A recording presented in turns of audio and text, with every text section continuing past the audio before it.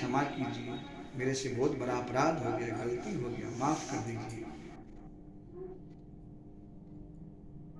ये मनी लीजिए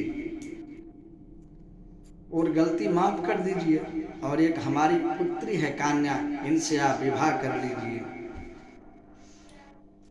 भगवान ने बोले तथास्तु, उनको मैं स्वीकार कर लिया। अब यह एक और गूढ़ रहस्य है जानने का और ध्यान देने का। क्या? जामबान का मतलब होता है भालू, BEAR, बियर, बियर मीन्स भालू। अब भगवान कृष्ण है तो भालू की जो पुत्री होगा, पुत्र होगा, वो तो भालू नहीं होगा। तो भालू की बच्चे बेटी से कैसे भगवान विवाह किए? ये सोचने की बात है। तो भगवान ने तो स्वीकार कर लिया। अब भगवान के पास में दुपट्टा था, पीला दुपट्टा, जामवती को उठा दिए।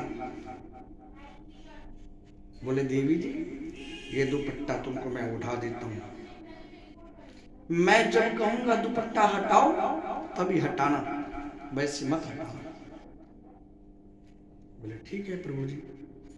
वहां से जामवती को लिए चले, मनी भी लिए। बोले सत्यराजित को ये मनी लो। तो अभी जामवती को लेकर आए रुक्मिणी के पास में, और रुक्मिणी जिससे भगवान ने कहे कि देवी जी, ये जो आई है ये कैसी होगी, जरा बताओ तो।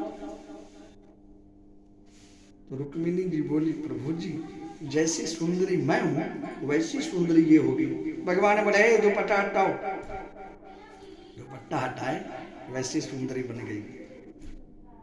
तो भगवान का दूसरा विवाह हुआ जाम्बवती से, और इनका पहला विवाह रुक्मिणी से।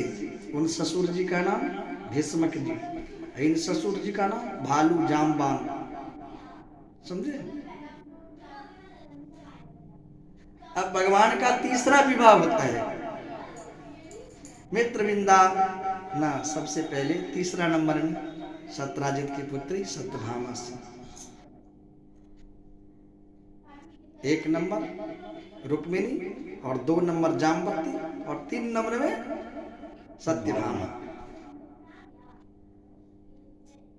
सत्यभामा से सत्यराजित बोले प्रभु जी, ये मनी लीजिए और माफ करिए, मेरे से गलती हो गया, मैंने मिथ्या दोष लगाया आपके ऊपर में, और ये हमारी पुत्री है सत्यभामा,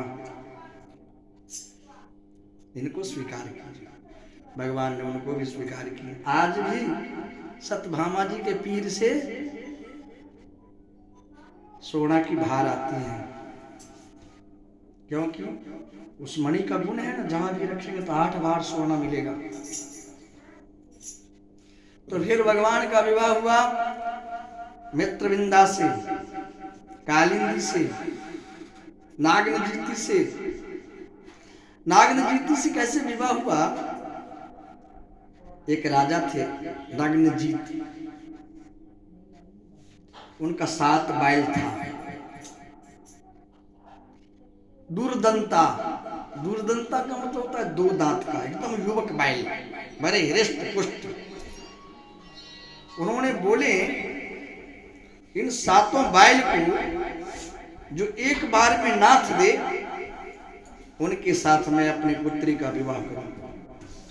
भगवान कृष्ण सुने, और भगवान कृष्ण ने अपना 7 रूप बनाए और 7 बैल को एक ही बार नाथ दिए।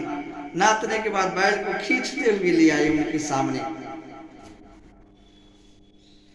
बोले प्रभु परमात्मा, नागनजीत की जो पुत्री थी नागनजीती, उनसे भगवान का इस तरह विवाह हुआ। 8 विवाह प्रमुख हुआ भगवान का। अब इन 8 विवाह के बाद एक भौमासुर नाम के राक्षस हैं, 16,000 राजकन्याओं को कैद करके रखे हैं। भगवान को पता लगा, भगवान श्री कृष्ण ने वहां पहुंचे, भौमासुर को उद्धार किए नरकासुर, भौमासुर, ये सब है ना, सब राक्षस का ही तो है। और राक्षस का ही तो बड़ा माया भी होता है ना राक्षस, ये सब राजकन्याएं हैं। तो उनको उद्धार कर दिया। उद्धार करने के बाद में सभी कन्याओं को कैद से मुक्त करवाए।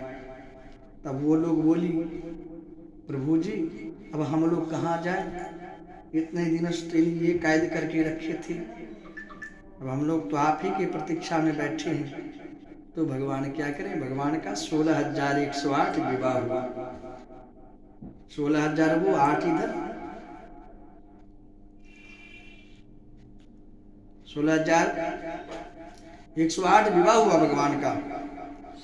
अब 16,108 विवाह हुआ, कौन सी रानी के पुत्र कितने हुए अब ये जानिए।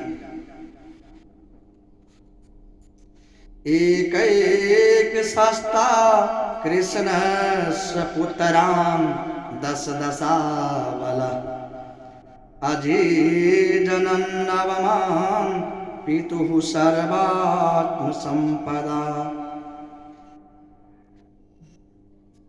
एक एक पत्नी की 10-10 पुत्र हुआ। तो 16,108 को 10-10 पुत्र हुआ, तो कितना हो गया ऑल टोटल पुत्र बताइए जरा।